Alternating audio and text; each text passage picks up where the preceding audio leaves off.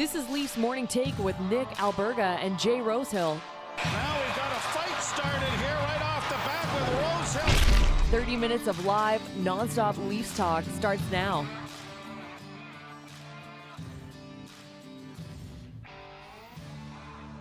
What's happening, everyone? It's the Wednesday edition of Leafs Morning Take presented by PointsBet Canada and Montana's Nick Alberga and Jay Rosehill back in the saddle. First and foremost, that was an outstanding rendition of 3 Hits with Rosie yesterday. You think so, eh? It was been a while, it felt like, but it was a good thing I got her done too, because I had the flu yesterday and I was out of commission, man. Like probably the worst I've ever had. And it was a full day of pain. And then I did 11 and a half hours of snoozing and I'm ready to rock this morning. So good to be back. Yeah, it's funny you say that. I've been fighting something a bit the last 24 hours or so. It is flu season. COVID's still a thing, so understandable. Playing hurt. I love that about you. Speaking of which, there are some injury concerns for the Leafs, which we'll get to. A back-to-back starting tonight at home against the Nashville Predators. Remember to subscribe, tap that like button, leave us a review wherever you're checking us out. Don't forget to visit leafsnation.com. For all things Toronto Maple Leafs, my game preview is coming up in about 45 minutes from now, so make sure to keep it locked to leafsnation.com. Thoughts, comments, questions, or concerns, drop us a line in the chat down below. Again, big topic of conversation the last 48 hours in the chat has been the trade deadline and who the Maple Leafs should target. Before we get over the boards, though, Rosie, it's the annual dad's trip for the Maple Leafs. You ever take part in one of these? Yeah, I did a few of them, man. It was it's a highlight of the year. Highlight of the year. What trips we went to New York City once, then we did Boston, we did Washington, then home with Philadelphia where Ed Snyder wined and dined the dads pretty hard. I think now it's kind of more of a parents, or it's still a dad's trip. That's cool, but they mix in the moms in there too, which is neat. But there's something about a boy and his dad and men playing hockey and whatever else. It's nice to see the moms get in there too, but it's kind of a rite of passage thing with the dads being like, man, this is a special thing with the men on the team. So big time memories of that. I remember Colt Norr's dad, I don't think he went to sleep in New York City and then was the first one up with the coffee and hitting the gym in the morning. So the dads were all impressed by that. But it's funny to see those old boys kick her into high gear and turn it up in the big cities around the States and whatnot. Didn't you tell a story earlier this season? I think it was on Broadway. You didn't expect to play and your old man was on the trip and you guys got after it a bit and then you ended up being in the lineup. Didn't you tell that story? Yeah, that's right. We that was New York too. Me and my dad went out. Didn't think I was going to play and went out and we were just, I don't even know where we went, but we were hitting up all these craft beer things and we are just beer testing it out and going hopping bars and all of a sudden it's way too late. Holy shit. Okay, we go down, do our thing. Pre-game meal. I'm sitting there going, oh man, what are we going to do today? We were going to go check out New York a little bit and see some sights. And Ron Wilson comes up and he's like, hey, you're in tonight. And I was like, okay. And then dad looks at me and he's like, you better go get a nap in. But we won. We won. And I fought Brandon Frost center ice at Madison Square Garden. So all things worked out.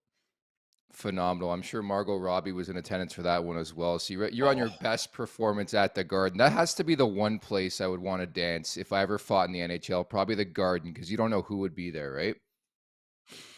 Well, that too, plus like right at center ice, like Muhammad Ali fought Frazier, like things like that have happened there. It's an absolutely legendary barn and it's not going anywhere. They just threw $1 billion into it they threw $1 billion into that rink and you couldn't even tell a difference from, the dressing rooms were cleaned up quite a bit, but I think the biggest part went up into the press box because they didn't have one. And it's crazy how short $1 billion goes, but it's nice that barn's not going anywhere anytime soon. And it's just a legendary place. One of my favorites. Yeah, it definitely feels that way. I got a chance to go to New York for the first time back in September, but there was no preseason hockey. I believe there was. I just didn't go. But I took that picture in front of the Garden. I always wanted one of those pictures, so I did it. And certainly need to go to a hockey game at the Garden. Preferably, I'd love to see the Rangers and the New York Islanders square off at MSG. But nonetheless, I could only imagine what it is like to have A, dad in the building, and B, to actually take part in a game at MSG. For now, let's get over the boards. All right, Rosie, so tons of information coming our way hot and heavy. The Leafs are on the ice as we speak for the morning skate. It looked like Austin Matthews is going to play, but then he took some extra time after the practice. And that's significant because yesterday I mentioned on the show they recalled Bobby McMahon a 26-year-old from the Toronto Marlies, undrafted, the reigning AHL Player of the Week, could be the first Leaf ever to wear the number 74 and make his debut tonight. How concerned are you about Austin Matthews potentially being banged up here? I'm not concerned because listen to Sheldon Keefe. He just said it's a maintenance thing. And as soon as I found out he was on the ice, I thought, okay, he's probably not playing, especially when he stays late because it was an optional practice. And the big boys like that who get big time minutes are usually going to the training table and getting some maintenance done. So I think that it's just a precautionary thing if he doesn't play. And it doesn't sound like it's serious, but maybe if, at this point in the season, you're playing the Nashville Predators. He hasn't missed any time. Something on his wrist is bugging him. It's just kind of flaring up, and this happens, but usually it settles down. It's just not this time. Take a night off and get a ton of work done. The fact that he's out there on the ice still doing a little bit of extra shows me that he's not immediately injured. He's just kind of hurt and needs a day off. And like you said, I love the fact that they're calling up a good Alberta boy, 26 years old, never played in the NHL, obviously on a bit of a hot streak, not the number one prospect to come up on recalls right now. But when you have a hot week, like you said, best player in the American League for a week, all of a sudden you get tossed into her. And I mean, I think I mentioned that when some guys are getting their first goal in the NHL and whatnot, but this kid's going to be so jacked up playing in the East Coast Hockey League, grinding out in the minors, and he's getting a shot on the big stage maybe tonight, still a maybe. So I just love to see that too. So that's a bit of solace if Matthews doesn't play tonight. And Matt Larkin and I speculated on this yesterday that from, I think, the onset, I don't know if you remember this, like game 3 or 4 or 5, Matthews took a weird bump. I don't know if it was against Dallas. It was one of the early games in the season. He got it up a bit limber, and I think ever since, maybe it's plagued him, maybe it's not. And I think through the the nooks and crannies of an 82-game slate, you're not going to feel great every day. And certainly he hasn't been feeling his best the last couple of days. And I've got no issue with this. There's some separation in the standings. They've created sort of some distance between themselves and Tampa again. Some other teams, the Florida Panthers with a big-time win against Colorado. That was a wild and crazy game on Tuesday night. So I don't mind this at all. And I've been saying this for a while, like exploration, like see what you have in your prospects, see what you have in your Marlies. Like, I think you really have to get a telltale sign of what you truly need between now and March 3rd. And I love guys getting shots, especially stories like this, undrafted 26, having a fantastic season with the Toronto Marlies. Might as well plug them into the lineup because I think it's quite clear they don't know if it's going to be Dryden Hunt. They don't know if it's going to be Wayne Simmons. There's opportunity there in that bottom 6, Rosie.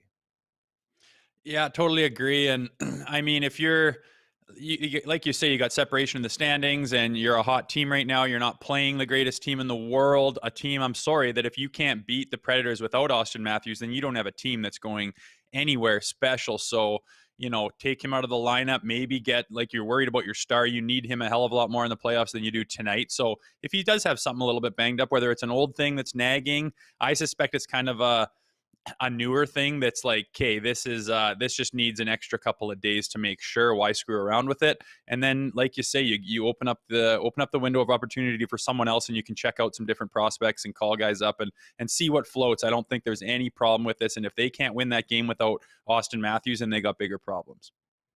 So assuming Matthews can't go again, we're just assuming, nothing confirmed at this point in time. Would you elect to go with Engvall, who practiced there yesterday with Bunting and Nylander, or do you think there's an opportunity for some reps up the middle for Willie Nylander tonight? Yeah, depends what you want to do. Do you want to, again, like I just don't, when coming up to the trade deadline here, I would love to get some kind of a deal done with, Engvall, Kerfoot, something like that. If you could mix them into some kind of a deal and get some kind of value for it, I just feel like they're placeholders this year. They just, I know Engvall's got a couple of goals, but they're usually in kind of those 3-goal win games where they're not quality scoring goals that he's scoring. And I guess you could give him a shot up the middle and say maybe we can spark something. That's the only reason I would. I don't think he's deserving of it. I don't think he's the guy, but stranger things have happened where you shove a guy into a spot and all of a sudden, you can catch a little bit of lightning in a bottle and maybe it sparks something. But that's about all I can see for positives on that. Other than that, I'd mix around with Nylander, like you say, and see where guys fit. But I don't think it's as important of a deal as Reston Matthews and whatnot, but I just keep getting frustrated by Engvall and Kerfoot. They seem like the same guy to me. All the potential in the world, but are just not getting any traction this year. So just to confirm, Sheldon Keefe has just said Austin Matthews will not play tonight. So no Austin Matthews. Bobby McMahon will make his NHL debut. Furthermore, Keefe saying the ailment for Austin Matthews is something that has been bothering him for a while, which I think anybody who's watched Matthews play this season, take nothing away. He's on pace for 40 goals this season. Has not looked like the same player who won the Hart Trophy and the Rocket Richard last season. So I don't mind some health. And on top of that, Rosie, it looks like Nylander is going to start up the middle because they don't want to tinker with what they have in the bottom six, which makes a lot of sense. So that gives opportunity to others. You see the lines right there, and thanks so much, Alex, for putting those on the board. Bunting, Nylander, and Engvall potential there on the second line with Yarncroke, Tavares, and Marner now flanking the first line. But again, I don't mind this. It looks like McMahon's going to play on the third line. I think you have to see what you have and the front end of a back-to-back, and you got the dads in the building too. Yeah, very cool. I wonder if there's enough time for Bobby McMahon's dad to get on an airplane, man, because I would that would be a huge thing for you to be at your son's game where you're like around the team and everything else. It'd be an absolute whirlwind for that family, which would be unreal to see. But I want you to look at that and take a look at, if you do get rid of one of those guys in the top six, how much it shuffles up and thins things down in that bottom, seven. All of a sudden you got Engvall on the top six. You got an unproven guy on the third line, and that fourth line is pretty solid, which I think is just staying the way it is, which is why, I think that's the projected lineup right now, is you keep that fourth line, which has been, no problems, no issues at all. But it really thins things out when you do get rid of one of those big boys. And I think you need to think about that come the trade deadline on what it's going to look like if you do delete some players, and what are you adding. And you really got to look at what does that do to everything above and below you when you start messing with the lineup, because it's been pretty solid so far. But it is interesting to see when you yank one guy out, where things start to shuffle up. And I'll be honest, I don't love Pierre Engvall in the top six. He just doesn't seem to be the guy to do it this year. Let the record show January 11th, 2023, second line right winger Pierre Engvall. Yes, let that resonate with you a bit as the Leafs get set to take on the Nashville Predators at Scotiabank Arena. The Preds have won 4 in a row and are currently on a 6-game point streak. They're 5-0-1, which leads us to the second topic and the goaltending matchup, brought to you by Montana's, bringing back the viewing party with daily deals in 2023. It's Wednesday, which 5 words, the best 5 words you can think of. All you can eat ribs, Rosie. And I don't know, what better to pair that with a Maple Leafs game tonight, right? Yeah, and a big, tall pint of beer, too. That sounds awesome. Oof. Always a good pick at Montana, especially when they got deals like all you can bloody well eat, man. You're going out of there satisfied. I promise you that. Muck City, I tell you, Muck City. Speaking of Muck City, UC Saros is the feature presentation for yours truly, at least tonight. The last 10 games, 6-2-2, 2.17, 942, 1 shutout. On top of that, Rosie, the last 2 games, he stopped 102 of 105 shots, including a 63 save performance, or could have been 64, against the Carolina Hurricanes last week. He has been phenomenal. So the Leafs will be tested now without Matthews, too. Oh, I didn't know that. Those are outrageous amounts of shot against. What is that team doing in front of him? Sounds like they're damn lucky he's on his game right now. And that's exactly the thing you could do. You could run into to drop this game against the Predators, man. I mean, make no mistake, you get a goalie that hot, it sometimes doesn't matter what you throw at him, but you better be ready to throw a lot at him if you want to beat him and beat him well, especially with one of your top guys who's a Rocket Richard winner out of the lineup potentially, or definitely now. So yeah, something to think about. I hope they come prepared in front of their dads and aren't distracted by all the other shit going on around them. But it'll be a test with that goalie. If he's playing anywhere near that hot, it'll be tough to win the game. I'm telling you, different planet right now. 38 save shutout against the Ottawa Senators back on Tuesday night, and as referenced, a 64 save performance against Carolina, franchise record in terms of saves. UC Saros is the real deal. By the way, it sounds like Matt Murray is going to get the start tonight and not Ilya Samsonov. Personally, I thought they were going to go with Samsonov because he is 10-0-1 on home ice, but I get it. He just beat Detroit on Saturday, and the back-to-back tomorrow is in Detroit, so why not go with Matt Murray tonight, right? Yeah, it makes sense. Couple ways you can look at it, obviously. And again, man, it's just like, how nice is it that you don't have some absolute duster behind Matt Murray, and you just you just ride Murray as hard as you can, delicately trying not to get him hurt and overwork him. And then, oh God, he does get hurt. And then we go, 1-4 while he's injured. And it's just a nightmare. And that's the great thing about this. We're sitting here talking about, oh, I thought they were going to use this goalie. Oh, but they're going to use this goalie. Well, it makes sense because you can use that goalie next time. It's just like, it's great. They're both totally legit. And you have your biggest problem is, who do we play tonight? And you got to mix and match and look at the stats or however they do it. And it's not just like, my God, hopefully our starter doesn't get injured, because we've seen that before and it does not work, especially with a guy like Murray who does have a tendency to get hurt. I just love how both of these guys, I've said a million times, are just that 1-2 punch. And when they're both healthy, it's a coin flip on who's going to play tonight, because they both play solid. And like you say, you're not even playing your guy that's 10-0-2 on home ice. You're not even playing him tonight because your other guy's kind of a better fit. That's a friggin' amazing thing to have for the Toronto Maple Leafs, who have been plagued by goaltending woes forever, it seems like. So that is the expected goaltending matchup: UC Saros against Matt Murray at Scotiabank Arena. Make sure to subscribe to the Nation Network YouTube page, also the Leafs Nation Twitter account at TLNDC, Instagram and Facebook accounts as well. Lots of great prizes and giveaways courtesy Montana's coming up this month and later on this year. And all you can eat ribs sounds fantastic to me. Why not with a pint and watching the Maple Leafs game? So TJ Brodie banged up once again. We talked about it earlier in the week, but didn't play on Sunday. Connor Timmins comes in and does a remarkable job. So this means more Connor Timmins. But what's your level of concern now with TJ Brodie? It's kind of interesting. This guy's been the model of consistency, hasn't been banged up much early on in his tenure with the Leafs, and this season has been a bit of a different story now with a rib issue. Yeah, it sounds like it's not even related to the original injury that he had early in the season, but a bit of concern. It seems like he's been quite inconsistent with being in the lineup, and it would be nice to start, at least past trade deadline. And I think, what do we have, like probably got 7 weeks or so before that happens. But after that, you'd like to start to really solidify, especially your decor and your pairings, and really get that dialed in so that you're just that big monster machine that's ready to go into the playoffs. And they haven't had that this year, not even close with the amount of injuries. They have done phenomenal despite the injuries on the back end as far as their play is concerned, and adapting to what's going on. But you would like to see some guys get healthy and start to get some really solidified chemistry with D pairings and whatnot, and really get a rock solid back end there. But so far, not happening. So, I mean, what do you do? All you can do is be thankful that you get guys coming in like Connor Timmins that are just, rock solid and making an impact right away, which does not always happen in this league. I don't know about you, but to me, this just reinforces the need to go out there and get at least one defenseman. Again, assuming Jake Muzzin will not be returning this season, they need to get at least one more guy. I don't know if you feel the same way, especially considering injuries do happen, especially in the Stanley Cup playoffs, right, where it's a different game, a lot of block shots. It's a heavy game.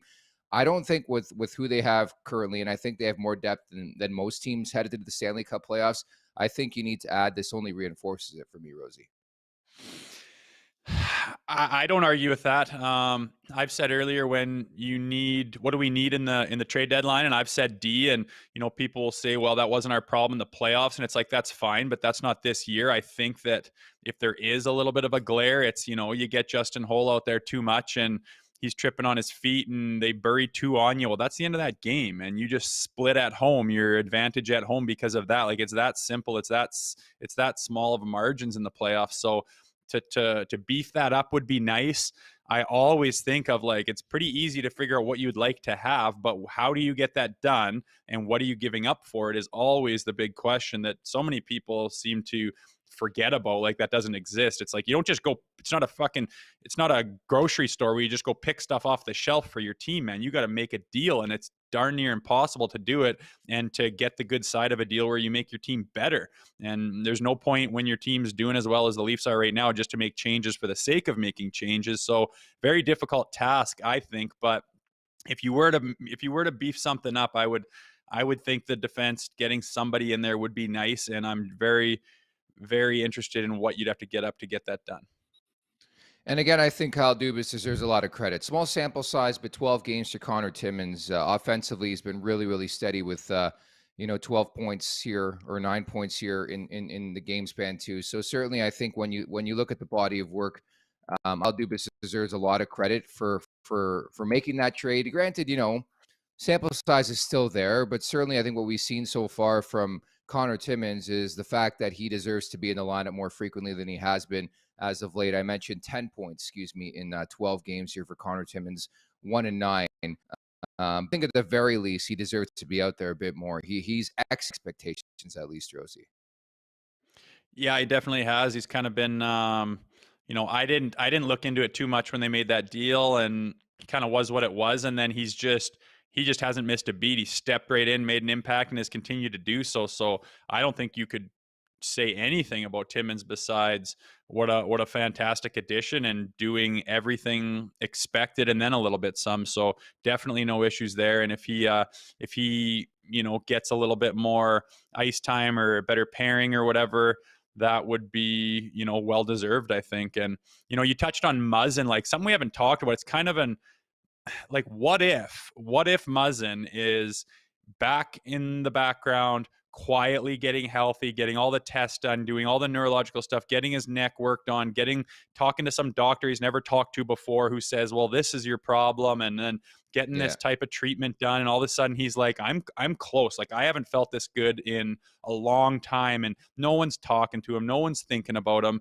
What if, and I'm not saying I have any indication of this, but what if all of a sudden in March he's like, I'm ready to go, and he gets a month under his belt, and you can just inject Jake Muzzin into the lineup for absolutely free. It would be interesting to see how he looks, or if that could even be possible. But just something that crossed my mind here when you brought him up, like, wow, what if, like, everyone's written him off? What if that's not the case? Never say never. I think just reading in between the lines of what's been said, not only by the players and by management, I wouldn't bank on it, honestly. And I think they would be pretty transparent in a situation like that. If there was an opportunity for a guy like Muzzin to come back, you haven't heard anything positive for months on this guy. And just the assumption that they're going to try to reallocate that cap space a bit somewhere else just leads you to believe that it's unlikely. And again, we had Edge from WWE on earlier this season, and he was talking about the same type of thing. And he was forced to retire from a physical sport in wrestling, right? And I think you look at a physical sport in hockey. I just think at this point in time, it's unrealistic to expect Jake Muzzin return at all this season. Never mind, the future in the NHL. But again, stranger things have happened. And it's a really good point to bring up here, because I do think they missed the leadership of Muzzin, but it's quite clear like he hasn't been the same player for a long period of time here, Rosie. Yeah, for sure. It's just something that crossed my mind. There's no guarantees, and if he was quietly making major progress Yeah. and found something that made made a big difference in him, I promise you, they wouldn't run to the media and say, "Guess what? Guess what? He's made huge strides." They wouldn't tell anyone. They're happy to have him in the background, just seeing what happens. So, like you said, I wouldn't bet on it either. But I'm just saying, stranger things have happened, and what if this guy's quietly found something within the medical community where he's like, those types of things are like, something's been bugging me and we can't figure out what it is, and it's very major, and it involves the neck and the head, and we're not messing around, and we haven't figured it out in a long time, so chances are I'm done forever and I'm not going to risk it. And then you find some golden egg where it's like, I found out what my problem was, and there's a doctor out there that has experience with this and can fix it. I mean, I'm wishing into a well right now, but that would be Yeah, fantastic for probably. this team. But maybe possibly that could happen. I wouldn't write the guy off, but again, we got what we have right now, and we got to move forward with it. You know what I find fascinating is that I would think players know more about other players' injuries than they do. And maybe they just don't tell me, but like knowing the players I know, I'll ask about a certain person, they'll have no clue. Is that just because a guy's so wrapped up in their own game and what they're going to do next and who they're playing as opposed to everybody around them? Because I just think it's so bizarre. If you're a teammate, like why wouldn't you walk up and be like, hey, when are you coming back? We miss you out there. You do, but like those injured players are on a different schedule than the playing players. It's Okay. one of the one Yeah. of the biggest things with being injured is you're kind of separated from the team and from the boys, and you don't feel part of it. And it's a big reason why when some guys are injured, they get depressed and they have a really tough time with it. And it's a big reason why guys hate being injured so much. And if you have the kind of coach that says, when you're injured, I want you out of the building before the players get in there. I don't want you to be a distraction because you're not focused on the game like everyone else. A lot of coaches are like that, and I don't like that at all because that guy can go down a bad hole of nothing. You have nothing but frustration, and you can't outlet it in any way. And you might cross the guy on your way to the gym when he's still on the training table getting his last bit of stim or something done, and you can say, "Hey, Muzzy, how you feeling, buddy?" And he's not going to go into detail about all the different things that's going on with his injury. That's Yeah. all he thinks about all day. All he wants to do is talk to the boys and say, "Hey, what's up?" and catch up and have a BS for that 10 minutes where you're overlapping in the training room. And that's why I think the players don't really know what's going on, because you're not deep diving into a guy that you hardly see, and that when you do cross paths with them, you just want to catch up with your buddy and let him feel good and let him blow off some steam and feel like part of the team again for once in months, you know. It really is a crazy world too when it comes to trades. Like nobody even knows players on teams. Like they find out last, which is crazy. And injury is the same type of conversation. But I just thought it was so interesting, and it's always great to ask somebody who's actually in the league. Meantime, the wrap up is brought to you by our friends at PointsBet Canada. So I'm not sure if you saw this. I got back in the winning column yesterday. I had the Mikko Rantanen shot prop. The guy just loves shooting the puck at minus 125. It was money in the bank, though. Thank you very much to Mikko Rantanen. There's actually two props I'm looking at tonight, Rosie, and take your pick. You can hammer both. You can take a look at one. One of which is the John Tavares assist prop at plus 130, which I like even more now that we know that Austin Matthews won't play. He's been on fire, 4 apples in his past 5 games. Tavares playing a lot like the guy we saw early on in the season. Not to say he struggled in the middle half, but he's been playing some excellent hockey. And so is that line with Yarncroke, Tavares, and Marner. So I would look at an assist for John Tavares. And we've talked a lot about UC Saros. I think if you can get your hands on a decent saves prop, he's made 30-plus saves in 6 of his past 8 appearances. And granted, maybe this Leafs team's a bit different without Austin Matthews, who loves to shoot the puck, but the data tells us that the Preds have been surrendering a lot of shots on goal lately.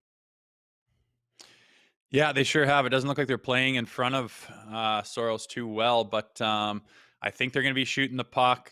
We got some guys up there who are going to be trying to fill that role, and there'll be some extra ice time and extra space out there with Austin Matthews gone.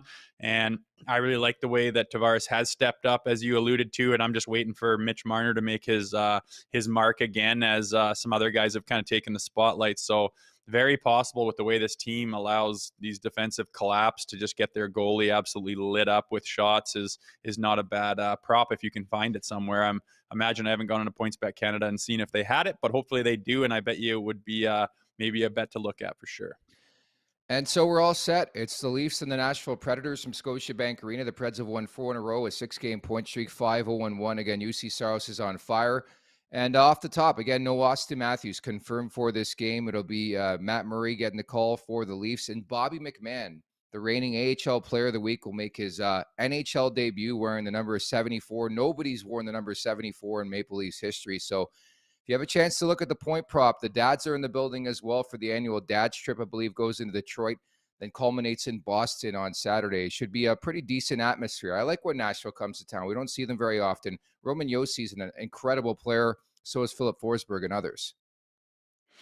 Yeah, no doubt. It's a different look for us for sure. And I'm most excited about McMahon being in the lineup, man. I mean, I can relate to it. Like your first game, you can't believe it. And the fact that the dads are in town, he's probably scrambling to see if he can make it, man. Just very, very cool. I'll be watching him and, if you can catch a piece of him in warm up or at the beginning of the game, seeing what kind of jitters. I imagine his legs will be a little shaky, but he's got some confidence behind him as being the American League Player of the Week, which is, I imagine, whatever he's been doing down there, I haven't seen, but he's been doing something that's been making a difference, and the reason for the call up, obviously. And timing is everything in this game, especially for those guys cranking it out in the minors. You get injuries. Austin Matthews decides to take one night off, and all of a sudden your dreams come true with an NHL game in Toronto.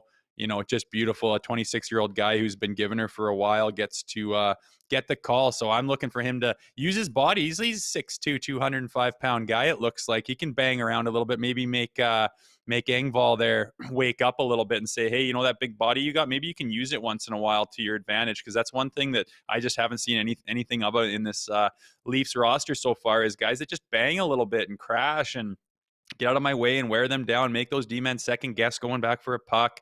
Love to see some of that tonight. Lastly, Rosie, I'm 6'3", 205, and I intend to bang my body around the alumni box on January 27th when Claude Giroux and the Ottawa Senators visit the Toronto Maple Leafs. And the reason why I bring Giroux's name up, I know we promised him on today's show. He'll be on tomorrow, Friday. We're going to pre-tape an interview this afternoon with Claude Giroux. So looking forward to doing that with your former teammate in Philadelphia. I'm sure there's some pretty decent stories out there. Yeah, that will be fun. We tried to get him today, but of course the coach throws a curveball pregame skate or practice or whatever it is. You can never rely on those schedules. So that's what's tough about doing them live, but we'll pre-record one and see what he has to say. It'll be fun. And this is destiny, Rosie, because you know where they're headed, I believe, probably tonight. One of your spots? AS fucking you, my dude. It took 30 minutes. God. First swear word of the show. There goes the demonetization of the program. But they're going ASU. They're playing Arizona, I believe, tomorrow night. So no doubt we have to ask your guy G about Arizona State University and heading out there for a game. Oh, he won't be able to say anything. His girl's got him locked up pretty tight. I don't mean about that. I mean about playing fucking Arizona. Oh, sorry, buddy. Sorry. sorry. Okay, Rosie, we'll leave it at that, and we'll talk tomorrow again. Another preview coming up, the Leafs and Detroit. Great stuff today, bud. Right on. See you guys then. Take care.